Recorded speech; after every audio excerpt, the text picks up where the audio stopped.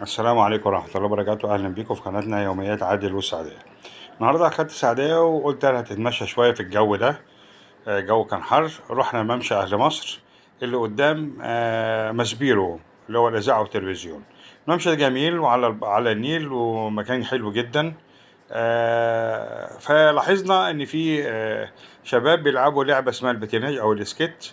قلنا نتفرج عليهم ونعمل معاهم لقاء، وفي نفس الوقت سعدية تتفرج عليهم عشان أول مرة تشوفهم. اللعبة دي عبارة عن أحذية كده بيلبسوها في رجليهم، فيها 4 عجلات.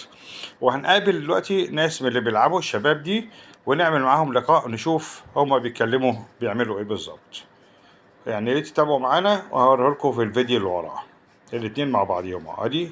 ادي شاب من ضمن الشباب اللي هنقابلهم وهنكلمهم دلوقتي، ونشوف ايه ده اللعبة دي هي ايه، وسعر العجل كام اللي بيركبوه، او العجلة دي يعني هي معجبة بيه اهو زي ما انتم شايفين. حاجة جميلة جدا. هنعمل اللقاء اهو. يلا.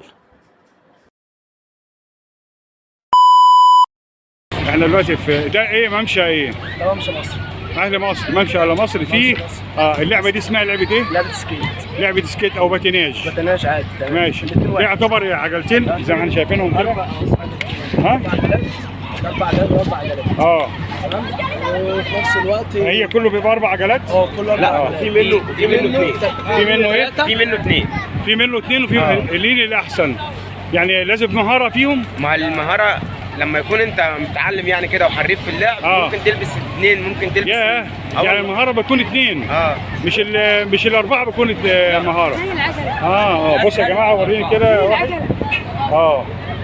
اهي بصوا 4. ايه اللي بيقلب كده؟ اقلب رجلك. اقلب رجليك في الجنب. بصوا 4 عجلات اهي. في 4 عجلات. معناها ان ايه؟ يعني لسه مبتدئ. لا. ايوه بس هو انت لما بتحترف هي واحدة تانية اهي. دي 4. ده 4 عادي. بس التاني يبقى فيه 2. لا الثاني في 2، واحد هنا وواحد هنا. بس قليل قوي. الاثنين دول قليل. الاثنين دول ملغيين.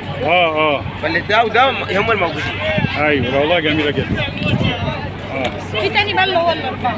في اللي هو 4 عجلات. اللي هو 3 عجلات. 3 عجلات. في اللي هو 3 عجلات كده اللي هو 2 قدام و2 ورا. ايوه. اللي هو ده بتاع الاطفال. عشان ما يقلبش. عشان ما يقلبش. زي العجله ام 3. زي العجله ام 3 اللي هو ده مش موجود عندك ده بقى؟ لا مش موجود عندنا. السن بيبتدي من كام لكام يتعلموا؟ من عندك من حتى لو من 60.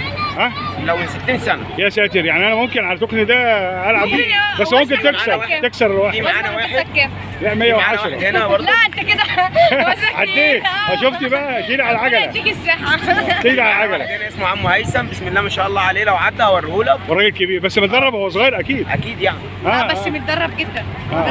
انتوا بتستمتعوا باللعبه دي؟ بنستمتع باللعبه. ودي بيأجروها متهيألي. بنأجرها. معلش بكام الساعه تقريبا ولا ربع ولا ايه؟ الساعه ب 35. 35 الساعة. حلوة قوي. النص ب 20. والله حلوة جدا. هي الساعة أكيد عجلة غالية. ايوه شكلها ده السكيت مصورة. 2000 ونص. ده ب 2500 يا ساتر. والله العظيم ب 2500 جنيه. ده ولا الفيسبا ولا العجلة الكبيرة؟ اتفضل. اللي هو عامل 2100. في واحد عامل 2100 307 ده. تمام. في بقى اللي هو 509. ده موديلات يعني. موديلات. 509 دوت بيوصل ممكن 2700 2500. تمام. كله مستورد. من بلد ايه تقريبا؟ بلد ايه؟ حاجات اورنج. لا فرايل ايجل وكده. في حاجات اوريجينال اللي هي فرايل ايجل تبدا بقى من 3 لحد توصل ل7. بيفرق في الجودة بقى؟ ايه؟ في الجودة. ده عن ده. في بقى اللي هو 3 عجلات دوت سرعة. هو حلو في السرعة. في نفس الوقت محتاج اللي هو الانسان الحريف. بس بصراحة أنا كنت راكب الأتوبيس لقيت شاب بس صعب عليا، بس خفت. كان ماشي جنب الأتوبيس بيجري يمين وشمال، كان ممكن خايف يتزحلق. يقول لي لا أنا مش هجرى لي حاجة. قلت له يا ابني ابعد عن الأتوبيس. والله هو كتدريب هو بيتدرب صح. هو متمكن في كل حاجه وبيلعب. بس برضه انت عارف يا متهيألي انا بسوق الفيسبا بتاعتي اهو، واخد بالك بقالي سنين، بس لو طوبه ممكن لو طب جامد ده اتزحلق بيه. هو عشان مش اول مره يلعبها ولا تاني مره. هو بيتعود عليه فتره بعيده. كذا وقع. الوقعه اللي بيوقعها بيرجع تاني يعملها. اشد.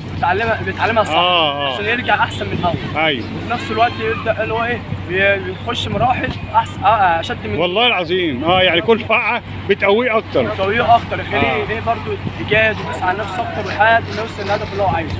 ماشي شكرا. معلش تعبناكم معانا بقى، المهم نعرف الناس وانا اعرف برضك اللعبه. شكرا، سلام عليكم.